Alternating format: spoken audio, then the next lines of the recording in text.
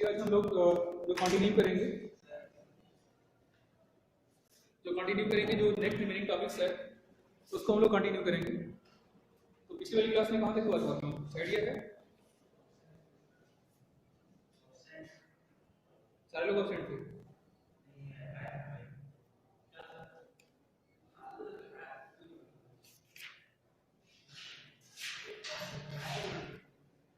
देख के बताओ।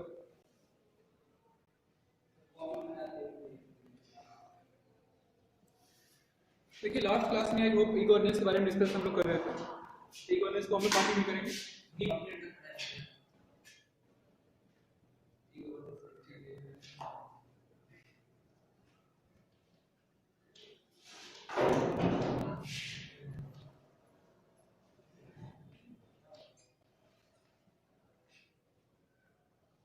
तो what is means by e governance? E governance क्या होगा हमें ये समझना होगा। E governance in the sense electronic governance. Electronic governance का मतलब क्या होगा? देखिए अभी तक जो हम लोग वर्क करते थे, सपोज करिए कि अगर हमें कोई काम करवाना है इंडियन गवर्नमेंट के थ्रू या जो किसी सर्टिफिकेट के लिए अप्लाई करना है, तो पहले हम क्या करते थे? हम मैनुअल अप्लाई करते थे। मैनुअल अप्लाई का मतलब हम जाते थे, जैसे मान लीजिए कि हमें एड्रेस प्रूफ बनवाना है, जिसको आप लोग निवास प्रमाण पत्र बोलते हैं हिंदी में, बनवाना होता तो क्या होता था? आपको जो रिलेटेड ऑफिसर थे उनके पास लेके अपने डॉक्यूमेंट जाना होता था।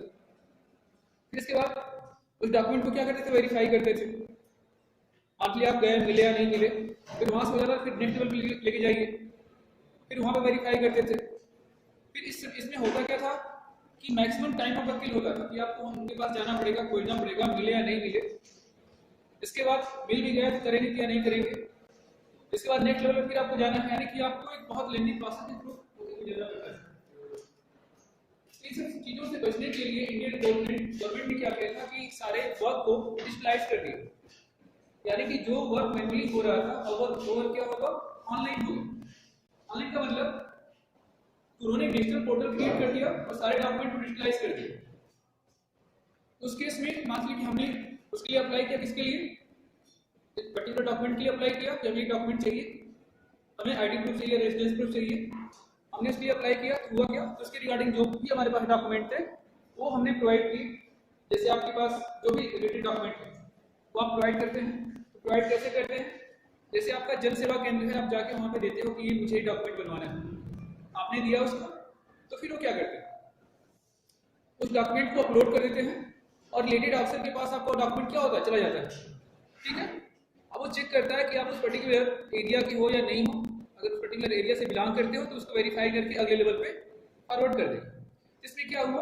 आपने एक बार अप्लाई किया, apply and forget it, apply करो और भूल जाओ, एक हफ्ते बाद जाके कलेक्ट कर लो, एक कंसेप्ट है। तो उसके पास अगले लेवल के अधिकारी के पास जाएगा, अपना डॉक्यूमेंट चेक करेंगे कि इस पर्टिकुलर पर्सन का मेरे पास रिकॉर्ड है या नहीं है तो फिर वेरीफाई करके अगले लेवल पे सेंड कर देंगे। तो फाइनली आपका सेंड होते हुए एसडीएम के पास जाता है और एसडीएम उस डॉक्यूमेंट को वेरीफाई करके, जैसे वेरीफाई करेंगे फिर जिसने अप्लाई किया वो डॉक्यूमेंट उनके पास चला आता है। चलाने मतलब कि आपका जो रेजिडेंशियल प्रूफ है यानी कि जो निवास प्रमाण पत्र होता है वो रेडी होके चलाता है। तो उसका एक प्रिंट आउट लेंगे और फिर आपको दे देंगे। इसमें देख रहे हैं कि आपका काम कितना आसान हो गया। लेकिन इसमें जो गवर्नेंस का प्रोसेस है, जो काम करने का तरीका है, क्या वो चेंज हुआ है? नहीं हुआ। पहले ऑफलाइन होता था, यानी कि हम मैनुअल के पास जाते थे, मैनुअली करते थे। अब क्या हुआ है? अब उनकी रिस्पॉन्सिबिलिटी हो गई है, उनके पास डॉक्यूमेंट गया तो वो अपने पास ज़्यादा दिन तक होल्ड करके नहीं रख सकते, यानी कि रिकॉर्ड में है, लिखित रिकॉर्ड में कि उनके पास आज 100 एप्लीकेशन आए, 1000 एप्लीकेशन आए, उन्होंने कितना फॉरवर्ड करके रखा, कितना अपने पास रोक के रखा, तो रोका तो क्यों रोका? ऊपर से जवाब तलब हो जाएंगे। लेकिन पहले ऐसा नहीं था। पहले आपने अप्लाई करके 1 महीने तक फाइल रख के भूल गए करना है कि नहीं करना है, तभी से चीज़ों से हम लोग बच जाते हैं। उसके लिए गवर्नेंस का कंसेप्ट आया, ई गवर्नेंस के थ्रू, जिसमें आपका कुछ एग्जांपल दिया गया था, death and birth certificate registration,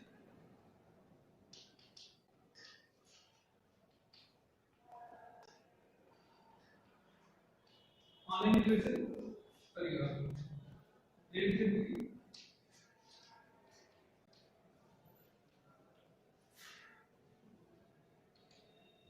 ठीक है। तो बर्थ और डेथ सर्टिफिकेट रजिस्ट्रेशन और यहाँ पे रेल टिकट बुकिंग, आप देख रहे हैं दोनों क्लासेस ऑनलाइन हो चुके हैं, तो उसके लिए आपको मैनुअल किसी दो विंडो पर नहीं जाना होता है। नोट्स भी करवा दिए पिछली क्लास में हम आप लोगों को। नोट्स हो गया था ना ये नोट करवा दिए थे ना, टॉपिक हो गया था। तो ये सारी चीजें एक्चुअली जो कल वाली क्लास थी तो उसमें थोड़ी प्रॉब्लम आ गई थी लाइव क्लास में, वायर से गायब हो गया था, इसको रिपीट करवा दिया इस वजह से। इसमें बहुत रेल टिकट रिजर्वेशन बुकिंग आप वहां से कर सकते हो, या जितने टाइप की जो गवर्नमेंट एक्टिविटीज है आज डेट में, अगर आप ई कोड की वेबसाइट है तो वहां से आप जाके कोड के बारे में, अगर आपने कोई मुकदमा कर रखा है या कुछ भी कर रखा है तो उसका आप ऑनलाइन स्टेटस देख सकते हो कि उसकी हियरिंग कब हुई है, उसमें जज ने क्या कहा है और क्या डॉक्यूमेंट वहां पे सबमिशन हुआ है। ये सारी चीजें आप कहीं से मॉनिटर कर सकते हो। तो आप ये कर सकते हैं ई गवर्नेंस आने की वजह से हमारी बहुत सारी चीजें क्या हो गई हैं, आसान हो गई और डे बाई डे आसान होती जा रही है। अब गवर्नमेंट का प्लान है कि बिल्कुल विलेज लेवल तक क्या कर देना, डिजिटलाइज कर देना है, यानी कि किसी को कुछ भी डॉक्यूमेंट के लिए अप्लाई करना है तो खुद से अप्लाई कर सकते हैं। वहां पे डिजिटल सर्विस को प्रोवाइड करना, यानी कि ब्रॉडबैंड से जोड़ना, इसके चल नहीं है अलग अलग काम। अगला था आपका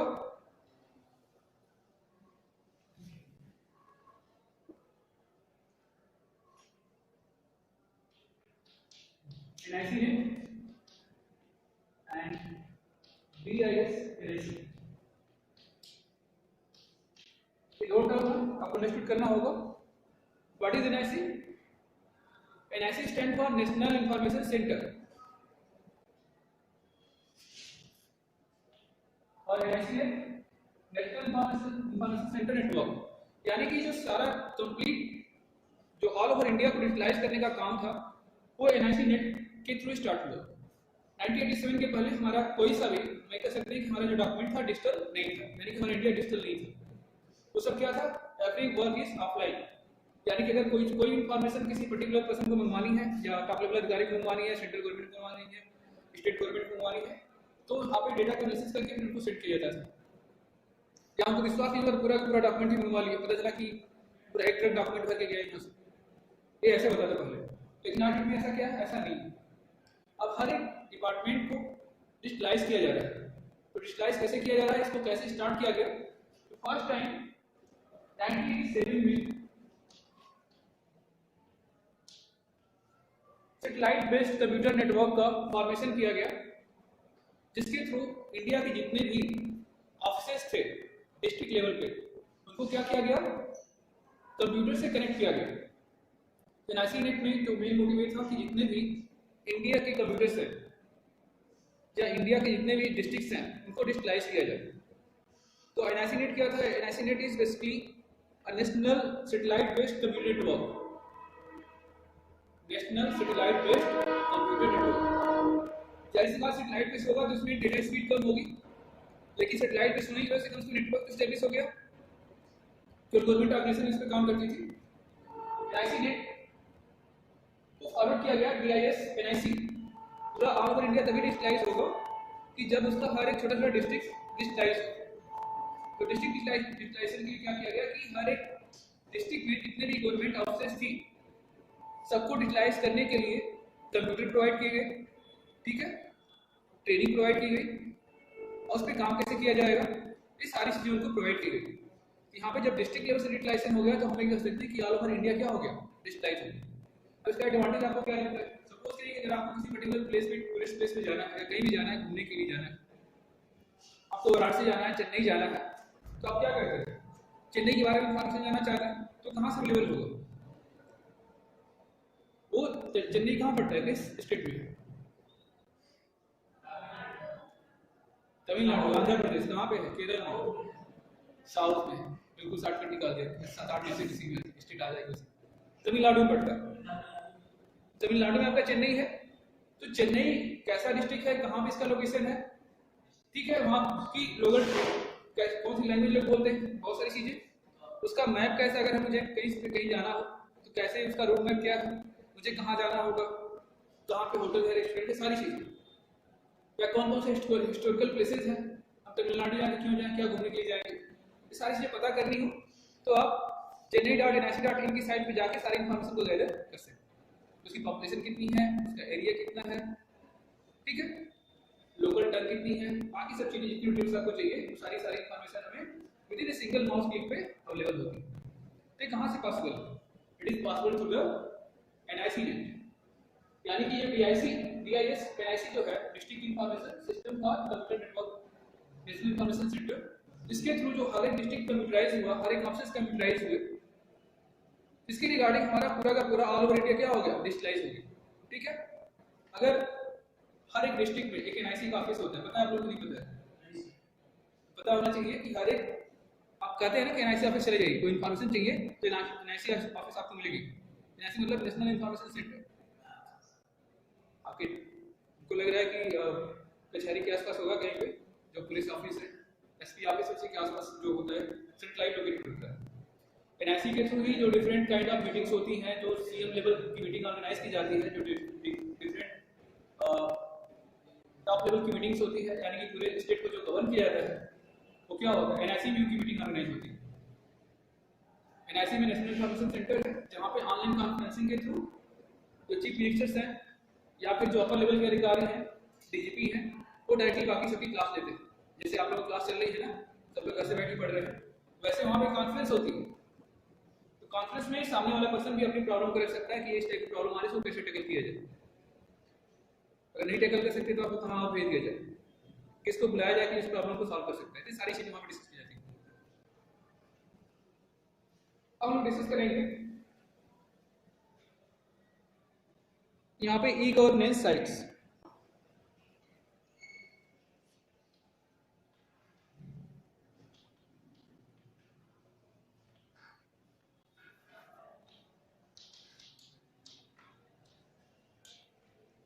there are too many e-governance sites, यानी कि ई-गवर्नेंस साइट्स का मतलब जैसे आपको MGRP का ऐप मिल गया, ठीक है, छोटा सा ऐप है, आपने डाउनलोड किया और उस पर आपने काम करना स्टार्ट कर दिया, लेकिन आप जानते हैं इसके पहले कंप्लीट, इसके पीछे कंप्लीट प्रोसेसिंग क्या होती है। जैसे हमने सबको फोन किया कि सर हम क्लास लेने जा रहे हैं, क्यों फोन किया? इसलिए फोन किया कि हम लाइव को स्टार्ट कर देंगे, अगर आप क्लास पोस्ट नहीं करेंगे बच्चों को मिल नहीं पाएगा। इसके पीछे कंप्लीट बैकग्राउंड प्रोसेसिंग चल रही है। तो वैसे ही यहाँ पे जो डिफरेंट साइट्स हैं, इंडियन गवर्नमेंट की साइट्स, जैसे यहाँ पे कुछ साइट का एग्जांपल दिया होगा, बिजनेस सर्विसेज, सिटीजन सर्विसेज,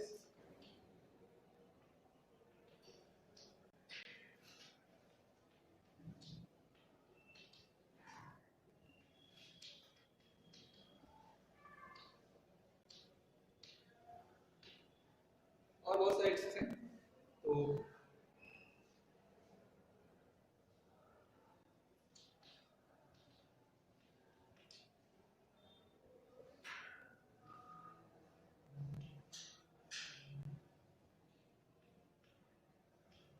ठीक है, ये डिफरेंट सेक्टर से रिलेटेड साइट्स हैं जहां पे आपको उससे रिलेटेड सारी इंफॉर्मेशन आपको मिल जाएगी। इसके अलावा दो इंपॉर्टेंट साइट्स हैं जिसके बारे में ये आपके बुक में मिल जाएगा, कि वो साइट्स का नाम है, आप लोग उसको देख लीजिएगा, काफी उतना इंपॉर्टेंट है नहीं, लेकिन पता होना चाहिए। दो सबसे इंपॉर्टेंट साइट्स हैं जिसके बारे में डिस्कस करेंगे, उसके बारे में पूरा आपको लिखवाएंगे भी। वो साइट्स आपकी क्या, india.gov.in, नाम सुना आपने, india.gov.in।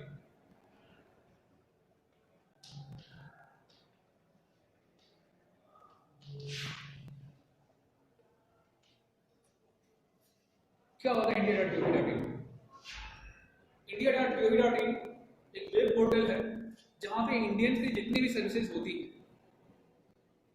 या जिस भी आपको जिस टाइप की इंफॉर्मेशन चाहिए या जिस डिपार्टमेंट की इंफॉर्मेशन चाहिए, वो सारी इंफॉर्मेशन का सारा लिंक, सारी वेबसाइट का लिंक आपके इस वेबसाइट पे अवेलेबल होता है। किस पे? india.gov.in। सपोज कि आप, हमें इसके बाद किसी और जरूरत नहीं पड़ती, अगर आपने साइट ओपन कर लिया, यानी कि हम किसी पर्टिकुलर डिपार्टमेंट से जो भी इंफॉर्मेशन चाहिए रहती है वहां तक पहुंच सकते हैं। यानी कि हमें अगर कोई डिजिटलाइजेशन है या ई-गवर्नेंस के थ्रू अगर कोई काम करवाना है तो सारी इंफॉर्मेशन हमें इसी साइट के थ्रू मिल जाएगी।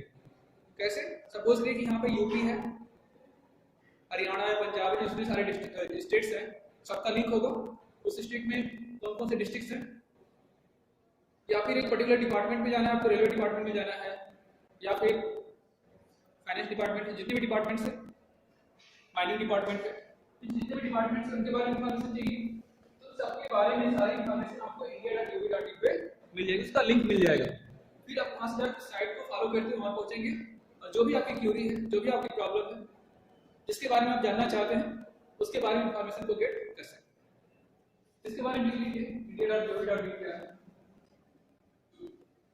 2 लाइन लिख लो इसमें।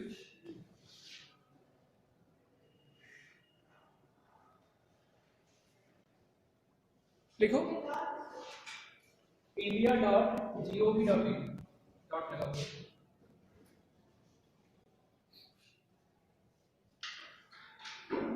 देखो this is national portal of India.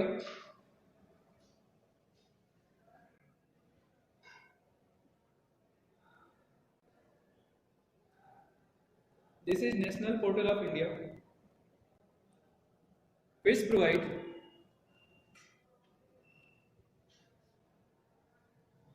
a single window access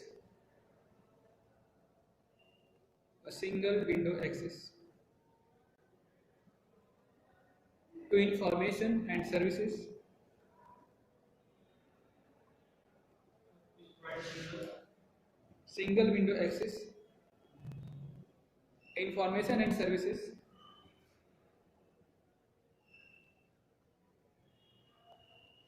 by various government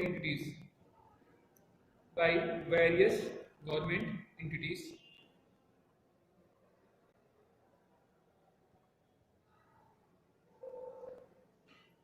at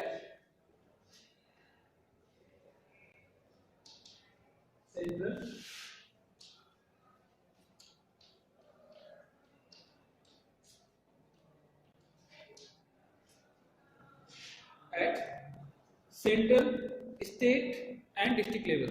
ठीक है, central, state and district level, यानी कि जिस भी मिनिस्ट्री के बारे में, ठीक है, या जिस भी स्टेट के बारे में डिस्ट्रिक्ट लेवल तक सारी इन्फॉर्मेशन को आप गैदर कर सकते हैं।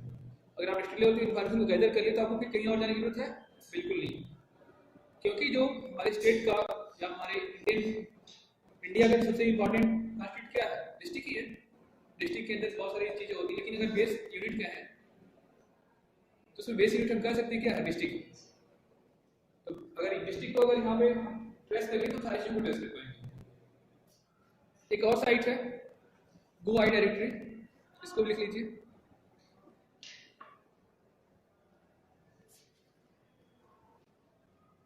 इस नाम लिख लीजिएगा इसे।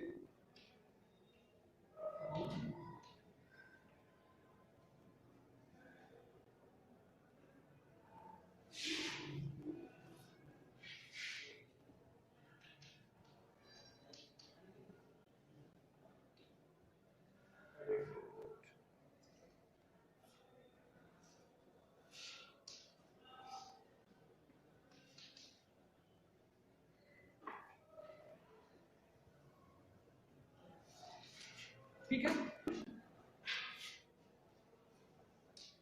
go.directory.nic.in ये भी एक टाइप की साइट्स है जिसमें जो डिफरेंट इंडियंस गवर्नमेंट के जो साइट्स हैं उनका लिंक आपको इस वेबसाइट पे मिल जाएगा। यानी कि आपको इंडियन गवर्नमेंट की किसी सर्विस के सेक्टर, किसी मिनिस्ट्री के बारे में जानना है, वहाँ पे क्या वर्क चल रहा है, health.nic.in go आई डायरेक्टरी एक साथ है, go आई डायरेक्टरी.nic.in।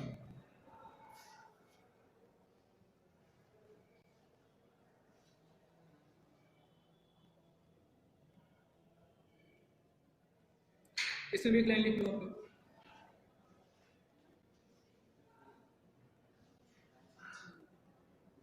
लिखो इसमें this portal provides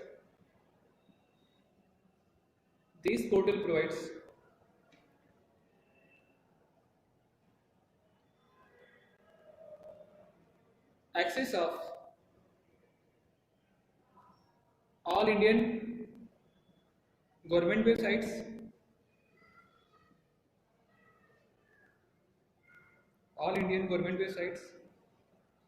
at all level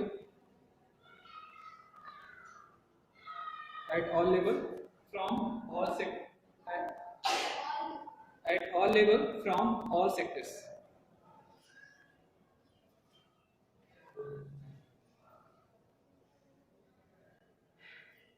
इसमें बोला गया है कि इस वेबसाइट पे, ठीक है, ऑल सेक्टर्स और ऑल लेवल्स, यानी कि ऑल लेवल्स, टॉप लेवल से बॉटम लेवल तक, ठीक है, और जितने भी सेक्टर्स हैं, चाहे फाइनेंस हो, चाहे आपका हेल्थ केयर हो, चाहे एजुकेशन हो, चाहे कोई सा डिपार्टमेंट, तो सारे के लिंक्स आपको यहाँ पे मिल जाएंगे। इसमें ही बताया गया गो आई डायरेक्टरी, यानी कि कंप्लीट डायरेक्टरी है, जितनी इंडियन वेबसाइट्स हैं जो ई गवर्नेंस को फॉलो करती है, सबका लिंक आपको यहाँ पे मिल जाएगा। ठीक है,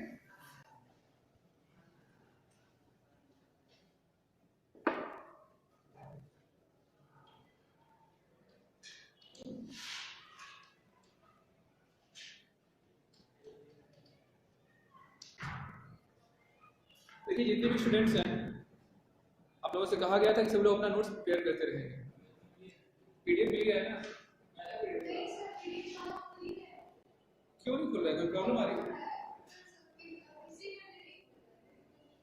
किसी का नहीं खुल रहा है क्या? आपने ऐप को अपडेट कर लो, अपडेटेड है फिर भी नहीं खुल रहा है। वो आपका डाउनलोड हो रहा है कि नहीं हो रहा है? नहीं, डाउनलोड ही नहीं हो रहा है। अगर आप यहाँ पे डाउनलोड करके, कई बच्चे कह रहे तो हमने कल भी यहाँ पे चेक करवाया था और ऊपर भी शेयर करवाया था, वहाँ पे हो रहा है डाउनलोड क्या? आप लोग फिर से चेक करिएगा नेट। जैसे यहाँ पे एक्चुअली होता क्या है कि इसमें जो आपका ऐप है, इसमें डाटा कंजप्शन रेट बहुत हाई है, ठीक है, बहुत तेजी के साथ डाटा कंज्यूम करता है, ठीक है। तो बैकग्राउंड में प्रोसेसिंग चलती रहती है, यानी कि जो आप लिंक क्लिक करते हो क्लिक हो नहीं पाता, इस वजह से वो डाउनलोड नहीं हो पाता। यानी कि स्पीड आपकी अच्छी खासी होनी चाहिए। अगर आपका बड़ा फोन और आइडिया वाला है नेटवर्क, तो उस केस में वो काम नहीं कर पाता, आप लोग पता ही होगा। जियो का है, ठीक ठाक नेटवर्क है, तो उस केस में आप देख उसको करिएगा, हो जा रहा है, ऐसी बात नहीं है।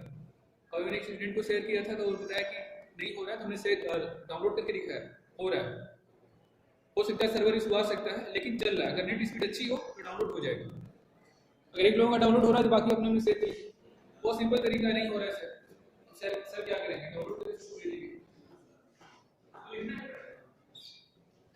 मत लिखो, एग्जाम में मत लिखना, क्या करना है? यहाँ पे आपको इसलिए प्रोवाइड किया गया कि आप उसको एक बार रीड करेंगे, पढ़ेंगे, लिखेंगे, इस पर लिखेंगे, पढ़ेंगे। जब 2 बार 3 बार 4 बार आप पढ़ेंगे, जो डाउट्स होंगे वो समझ में आएंगे, क्या होते हैं डाउट्स। हो सकता है आपने देखा होगा कि कोई अगर एक चीज पढ़ रहे हैं तो एक बार पढ़ने में क्लियर नहीं होता, उसको बार बार पढ़ेंगे तो क्लियर हो जाता है। 2-3 बार जब पढ़ते हैं या फिर जब पढ़ेंगे तो फिर हम बुक उठा के देखेंगे वो है क्या, उसके बारे में जानने की कोशिश करेंगे, उसके बारे में अच्छे से सुनने की कोशिश करेंगे, तो कंफर्म होता है। लेकिन आप उसको आप लास्ट टाइम एग्जाम में जाके देखो, उसको एक बार में फाइनल कर दें, तो डाउट क्रिएट हमेशा बना रहेगा। देखिए ऑनलाइन शॉपिंग के बारे में मुझे नहीं लग रहा है किसी को कुछ बताना होगा, नहीं बताना है कुछ। देखिए ऑनलाइन शॉपिंग क्या होता है, इसमें लिखना चाहो तो लिख सकते हो, क्लाइंट पहले क्लाइंट लिख लो। देखिए online shopping is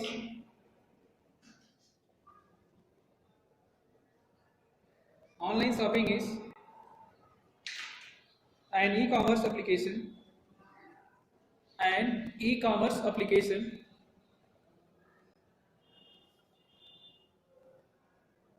where customer can purchase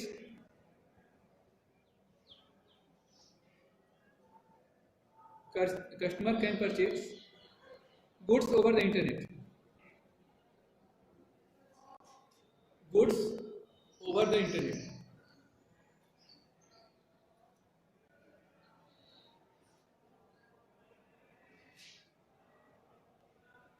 ठीक है, यानी कि ऑनलाइन शॉपिंग का सबसे बड़ा एडवांटेज है कि customer can purchase goods from anywhere any time. ठीक है, किसी से भी गुड्स को परचेज कर सकते हैं, उनका ऑर्डर प्लेस कर सकते हैं।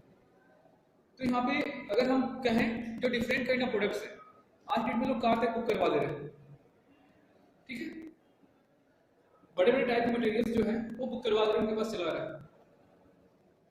इसका बेनिफिशियल कब है, हाउ इट्स बेनिफिशियल कब होगा online?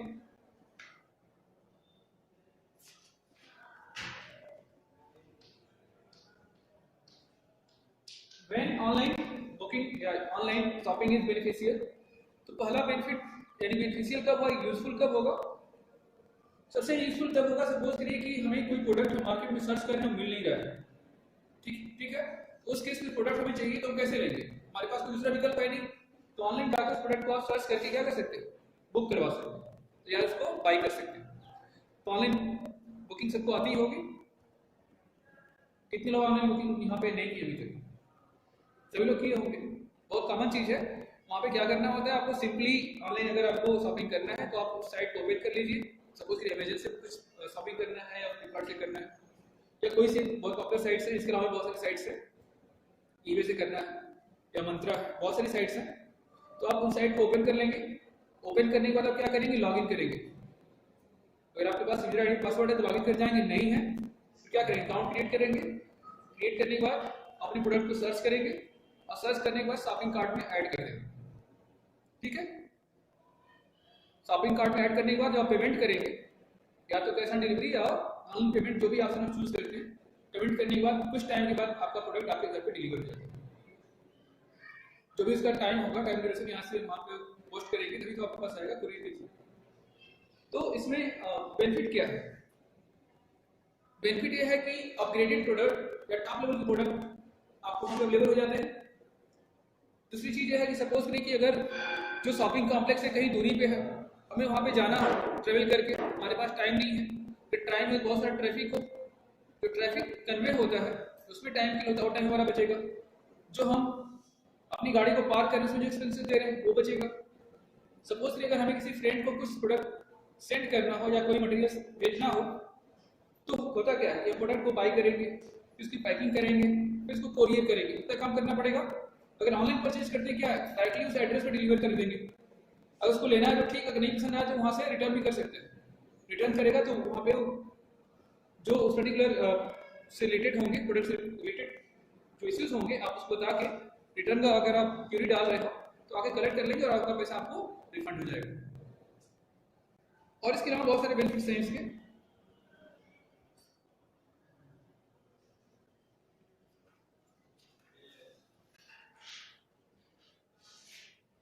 How it's work, online shopping work कैसे करता है, इसको आप लोग देख लीजिएगा, कॉमन टॉपिक्स हैं। और सबसे इंपॉर्टेंट थिंग ये है कि अब हम ऑनलाइन शॉपिंग का केस स्टडी भी दिया हुआ है। तो केस स्टडी में क्या होता है, शॉपिंग कैसे करते हैं, जैसे ऑनलाइन रिजर्वेशन सिस्टम में टिकट को बुक कैसे करते हैं, वैसे ऑनलाइन शॉपिंग में शॉपिंग कैसे करते हैं। तो आप लोग एक शॉपिंग करके देखिएगा, ठीक है। शॉपिंग करके देखना मतलब शॉपिंग की साइट को ओपन करिएगा वहाँ पे, और उसमें अगर आपका अकाउंट नहीं है तो अकाउंट क्रिएट करिए, प्रोडक्ट को परचेज करिए या ना करिए, कैश ऑन डिलीवरी करिए, लास्ट में उसको कैंसिल कर दीजिए, रिटर्न हो जाएगा, ठीक है।